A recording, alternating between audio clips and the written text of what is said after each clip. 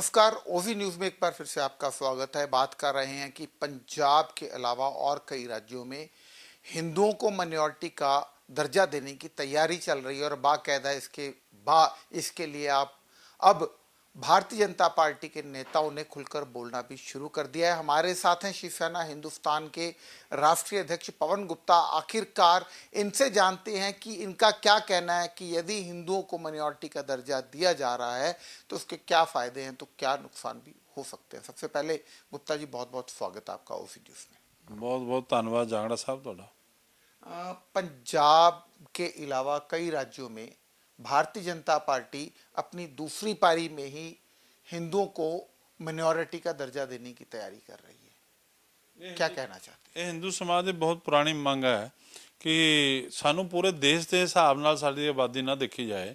ਮੈਂ ਸ਼ਿਵ ਸੈਨਾ ਹਿੰਦੁਸਤਾਨ ਵੱਲੋਂ ਬਹੁਤ ਪਹਿਲਾਂ ਇਹ ਮੰਗ ਉਠਾਈ ਸੀ ਕਿ ਸਾਨੂੰ ਸਟੇਟ ਵਾਈਜ਼ ਜਿਹੜਾ ਹੈ ਸਾਡੀ ਜਿਹੜੀ ਜਨਸੰਖਿਆ ਉਹਦੇ ਮੁਤਾਬਕ ਸਾਨੂੰ ਘੱਟ ਗਿਣਤੀ ਜਾਂ ਬਹੁ ਗਿਣਤੀ ਮੰਨਿਆ ਜਾਏ। ਖੁਸ਼ੀ ਦੀ ਗੱਲ ਹੈ ਕਿ ਹੁਣ ਭਾਰਤੀ ਜਨਤਾ ਪਾਰਟੀ ਦੇ ਇੱਕ ਪਦ ਅਧਿਕਾਰੀ ਨੇ ਜਿਹੜੇ ਉਹਨਾਂ ਨੇ ਸੁਪਰੀਮ ਕੋਰਟ 'ਚ ਰਿਟ ਲਗਾਈ ਹੈ ਕਿ ਸਾਨੂੰ ਜਿਹੜਾ ਕਈ ਸੂਬਿਆਂ ਦੇ ਵਿੱਚ ਕਈ ਪ੍ਰਦੇਸ਼ਾਂ ਦੇ ਵਿੱਚ ਅਸੀਂ ਜਿਹੜਾ ਹੈ ਮਾਈਨੋਰਿਟੀ 'ਚ ਹੈ, ਘੱਟ ਗਿਣਤੀ 'ਚ ਹੈ, ਪਰ ਸਾਨੂੰ ਬਹੁ ਸੰਖਿਅਕ ਦੇ ਹਿਸਾਬ ਨਾਲ ਟ੍ਰੀਟਮੈਂਟ ਕੀਤੀ ਜਾਂਦੀ ਹੈ। ਤਾਂ ਹੁਣ ਕੋਰਟ ਨੇ ਉਸ 'ਤੇ ਵਿਚਾਰ ਕਰਨਾ ਸ਼ੁਰੂ ਕਰਤਾ ਹੈ। ਕੇਂਦਰ ਸਰਕਾਰ ਨੂੰ ਨੋਟਿਸ ਦਿੱਤਾ ਹੈ ਕਿ ਕਿਉਂ ਨਹੀਂ ਜਿੱਥੇ ਜਿੱਥੇ ਸੂਬਿਆਂ ਦੇ ਵਿੱਚ ਹਿੰਦੂਆਂ ਦੀ ਗਿਣਤੀ ਘੱਟ ਹੈ ਉਹਨਾਂ ਸੂਬਿਆਂ ਦੇ ਵਿੱਚ ਘੱਟ ਗਿਣਤੀ ਦਾ ਦਰਜਾ ਦਿੱਤਾ ਜਾਏ। ਅਗਰ ਘੱਟ ਗਿਣਤੀ ਦਾ ਦਰਜਾ ਦਿੱਤਾ ਜਾਂਦਾ ਤਾਂ ਹਿੰਦੂ ਸਮਾਜ ਨੂੰ ਉਹਦੇ ਬਹੁਤ ਸਾਰੇ ਕਾਨੂੰਨੀ ਵਿਧਾਨਿਕ ਲਾਭ ਹੋਣਗੇ ਔਰ ਇਹ ਬਹੁਤ चिरां तो लटकती आ रही सी मंग और ये पूरी होएगी तो हिंदू समाज को इससे बहुत खुशी होएगी। एक तरफ कहा जा रहा है कि पंजाब में जो सिख लोग हैं वो ज़्यादा हैं, हिंदू कम हैं। दूसरी तरफ कहा जाता है कि उत्तर प्रदेश में जो है मुस्लिम समुदाय ज़्यादा है, हिंदू कम है। तो इस तरह क्या अलग अलग, क्योंकि भारत तो देश एक है, प्रदेशों में अगर कहीं पे कुछ समुदाय ज़्यादा है, कुछ कम है, कहीं क्रिश्चियन ज़्यादा हैं तो हिंदू कम है, इसका वैधानिक लाभ तो मिलेगा ही मिलेगा। चलो आपकी बात मान लेते हैं, कहीं ना कहीं इसके नुकसान भी तो हैं। नहीं, नुकसान क्या है ਜਿਹੜਾ ਸਾਡੇ ਦੇਸ਼ ਦੇ ਸੰਵਿਧਾਨ ਦੇ ਮੁਤਾਬਕ ਇਹ ਬਣਿਆ ਕਿ ਜਿਹੜੇ ਸੂਬੇ ਦੇ ਵਿੱਚ ਵੀ ਜਿੱਥੇ ਵੀ ਘੱਟ ਗਿਣਤੀ ਵਰਗ ਹੈ ਉਸ ਦੀ ਹੱਕਾਂ ਦੀ ਰਾਖੀ ਦੇ ਲਈ ਉਹਨੂੰ ਵਿਸ਼ੇਸ਼ ਦਰਜਾ ਦਿੱਤਾ ਜਾਏ, ਮਾਈਨੋਰਿਟੀ ਦਾ ਦਰਜਾ ਦਿੱਤਾ ਜਾਏ। ਤੇ ਇਹ ਕਾਨੂੰਨ ਦੇ ਮੁਤਾਬਕ ਹੀ ਹਿੰਦੂ ਸਮਾਜ ਮੰਗ ਮੰਨ ਰਿਹਾ। कोई संविधान तो उपर जाके तो असीं मंग नहीं रहे। कोई भारतीय जनता पार्टी जो केंद्र की सरकार है तो मनमाने ढंग नाल तो सानू दे नहीं रही, नाले भारतीय जनता पार्टी नहीं दे रही। ये गल याद रखने वाली है, भारतीय जनता पार्टी की सरकार केंद्र की नहीं दे रही, बल्कि कोर्ट डिसाइड कर रहा है। कोर्ट दे विच हेयरिंग हुई है, ਉਹਦੇ ਵਿੱਚ ਜਿਹੜੇ ਮਾਨਯੋਗ ਵਕੀਲ ਸਾਹਿਬਾਨ ਹੈਗੇ ਉਹਨਾਂ ਨੇ ਉਹਦੇ ਤੱਥ ਰੱਖੇ ਹੈਗੇ ਵੀ ਜਦੋਂ ਅਸੀਂ ਜਿਹੜੀ ਸੂਬਿਆਂ 'ਚ ਅਸੀਂ ਘੱਟ ਹੈ ਤੇ ਸਾਨੂੰ ਦੇਸ਼ ਦੇ ਸੰਵਿਧਾਨ ਦੇ ਮੁਤਾਬਕ ਉੱਥੇ ਘੱਟ ਗਿਣਤੀ ਦਾ ਦਰਜਾ ਦਿੱਤਾ ਜਾਏ। ਤੇ ਮਾਨਯੋਗ ਸੁਪਰੀਮ ਕੋਰਟ ਉਹਨੂੰ ਜਿਹੜਾ ਹੈ ਵਿਚਾਰ ਰਿਹਾ ਹੈਗਾ ਤੇ ਸਾਨੂੰ ਲੱਗਦਾ ਹੈ ਕਿ ਉਹ ਫੈਸਲਾ ਜਿਹੜਾ ਹਿੰਦੂ ਸਮਾਜ ਦੇ ਹੱਕ ਦੇ ਵਿੱਚ ਆਏਗਾ। ਜਿਹੜੇ ਸੂਬਿਆਂ ਦੇ ਵਿੱਚ ਹਿੰਦੂ ਸਮਾਜ ਘੱਟ ਹੈ ਉਹਨੂੰ ਭਾਰਤ ਦੇ ਸੰਵਿਧਾਨ ਦੇ ਮੁਤਾਬਕ ਉਹਨਾਂ ਦੇ ਅਧਿਕਾਰਾਂ ਦੀ ਰਾਖੀ ਵਾਸਤੇ ਉਹਨਾਂ ਨੂੰ ਮਾਈਨੋਰਿਟੀ ਦਾ ਦਰਜਾ ਦੇ ਕੇ ਉਹਨਾਂ ਨੂੰ ਸੁਰੱਖਿਅਤ ਕੀਤਾ ਜਾਏਗਾ। लेकिन गुप्ता जी, सुप्रीम कोर्ट में जिस एडवोकेट ने ये पीआईएल डाली है वो भी तो एक भारतीय जनता पार्टी का नेता है। तो भारतीय जनता पार्टी खुद यह कार्य ना करके बैकएंड से हो सकता है किसी अधिवक्ता से, किसी वकील से कार्य करवा रही हो। देखो गल यह है कि वो चाहे बीजेपी के नेता ने पर नाल वो हिंदू भी ने तो हिंदू अधिकारों के लिए अगर वो चिंतन कर रहे हैं, चिंतित कर रहे हैं और वकील होने के नाते वो जोड़ा अपना जोड़ा राइट है उसनों एक्सरसाइज कर रहे हैं तो हिंदू समाज उन्होंने ऋणी है, उन्होंने करजाई है कि वो हिंदू समाज की चिंता करते हुए ਜਿਹੜੇ ਜਿੱਥੇ ਜਿਹੜੇ ਸੂਬਿਆਂ 'ਚ ਵੀ ਅਸੀਂ ਘੱਟ ਗਿਣਤੀ 'ਚ ਹੈ ਉਹਨਾਂ ਦੇ ਅਧਿਕਾਰਾਂ ਲਈ ਸੁਪਰੀਮ ਕੋਰਟ ਦਾ ਦਰਵਾਜ਼ਾ ਖੜਕਾਇਆ।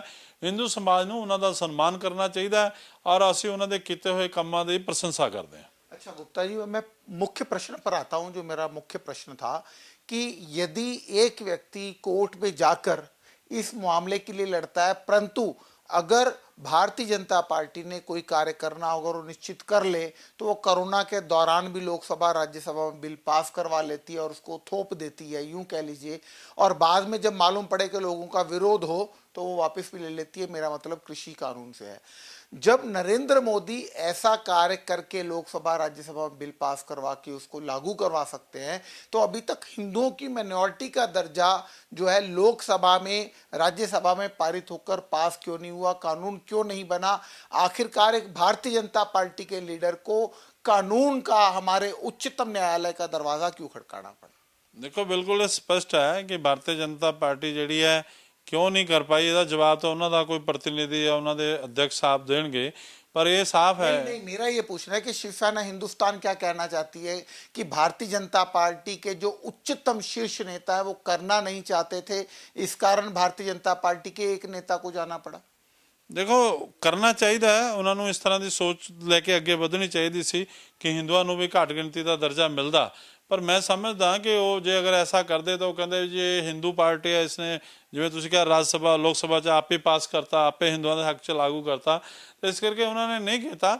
ਔਰ ਜਿਹੜਾ ਹਿੰਦੂ ਸਮਾਜ ਦੇ ਲੋਕ ਚਾਹੁੰਦੇ ਆ ਉਹ ਕੋਰਟ 'ਚ ਗਏ ਵੀ ਜਦ ਸਰਕਾਰ ਨਹੀਂ ਕਰ ਰਹੀ ਤਾਂ ਉਹ ਕੋਰਟ 'ਚ ਗਏ। ਹੁਣ ਕੋਰਟ ਦੇ ਦਿਸ਼ਾ ਨਿਰਦੇਸ਼ ਤੇ ਹੋਏਗਾ ਤੇ ਕੋਈ ਜਿਹੜਾ ਇਹਦੇ 'ਚ ਬਹਿਸ ਦਾ ਮੁੱਦਾ ਨਹੀਂ ਰਹਿ ਗਿਆ, ਕਿਉਂਕਿ ਕੋਰਟ ਜਿਹੜੀ ਹੈ ਮੈਰਿਟ ਔਰ ਡੀਮੈਰਿਟ ਤੇ ਕੰਮ ਕਰੇਗੀ।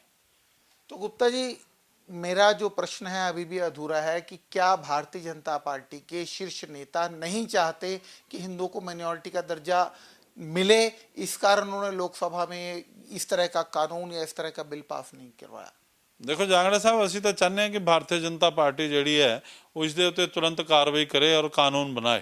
ਉਹਨਾਂ ਦੀ ਕਿਆ ਮਜਬੂਰੀ ਰਹੀ, ਉਹ ਕਿਉਂ ਨਹੀਂ ਬਣਾਉਣਾ ਚਾਹੁੰਦੇ, ਇੰਨੇ ਬੜੇ ਮੁੱਦੇ ਨੂੰ ਕਿਉਂ ਨਜ਼ਰਅੰਦਾਜ਼ ਕੀਤਾ ਹੈ, ਅਖਿਲ ਭਾਰਤੀ ਹਿੰਦੂ ਮੰਦਰ ਪ੍ਰਬੰਧਕ ਐਕਟ ਦੇ ਉੱਤੇ ਕਿਉਂ ਚੁੱਪ ਹੈ, ਤੇ ਬਹੁਤ ਸਾਰੇ ਪ੍ਰਸ਼ਨ ਹੈ ਕਿ ਸ਼ਿਵ ਸੈਨਾ ਹਿੰਦੁਸਤਾਨ ਵੀ ਤੁਹਾਡੀ ਤਰ੍ਹਾਂ ਭਾਰਤੀ ਜਨਤਾ ਪਾਰਟੀ ਤੋਂ ਜਾਣਨਾ ਚਾਹੁੰਦੀ ਹੈ ਕਿ ਇਹ ਜਿਹੜੇ ਵਿਸ਼ੇਸ਼ ਮੁੱਦੇ ਹੈ ਜਿਸ 'ਚ ਹਿੰਦੂ ਸਮਾਜ ਦੀ ਬਿਹਤਰੀ ਲਈ ਕੰਮ ਹੋ ਸਕਦਾ, ਉਹਦੇ ਉੱਤੇ ਸੱਤਾ ਹੋਣ ਦੇ ਬਾਵਜੂਦ, ਤਾਕਤ ਹੋਣ ਦੇ ਬਾਵਜੂਦ ਕਿਉਂ ਦੇਰੀ ਲਗਾਈ ਜਾ ਰਹੀ ਹੈ।